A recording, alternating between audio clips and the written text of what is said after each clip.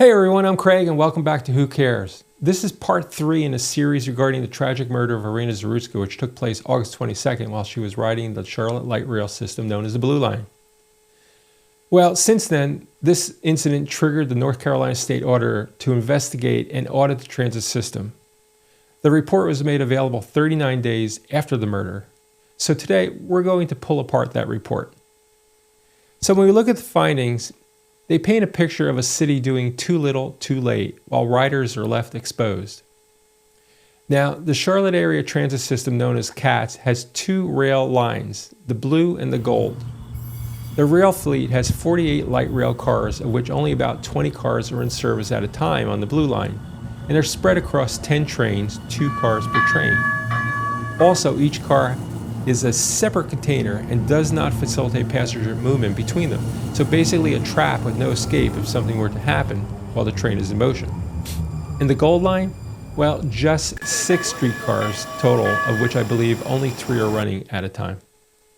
So the city points to its contract with Professional Security Systems, claiming they will have a maximum of 219 security personnel.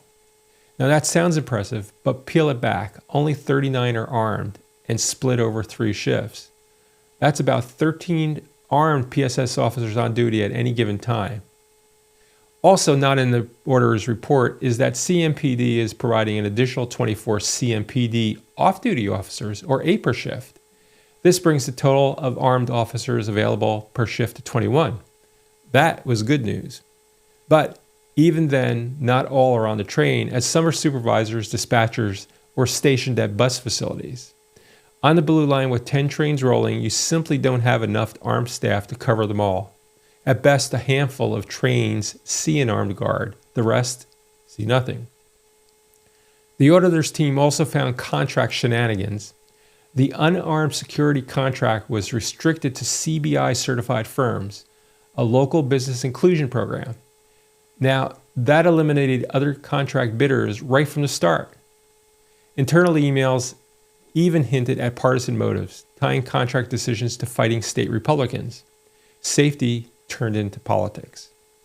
And to top it off, the unarmed contract went to a firm whose CEO's wife works for CMPD. Now that's a conflict of interest cloud hanging right over the deal. So, how did the city leaders respond? Well, the mayor's letter in the report tries to walk a tightrope. On one hand, she says the city is investing, planning, making changes. On the other, it reads like excuses for why stronger measures weren't in place before a rider was killed. It's reactive, not proactive. So here's the bottom line. Riders don't care about paper rosters or padded numbers. They care about what they see when they step onto a train at night. And what they see now, more often than not, is no security at all. The city claims strength, but the math shows weakness. Too few armed officers stretched too thin, tangled up in politics and contracts. Until that changes, the gap between what's promised and what's delivered is where the danger lives. So what do you think? Is the city serious about safety, or just covering its butt after tragedy struck? Drop your thoughts in the comments. And if you want more straight talk on stories like this, hit subscribe.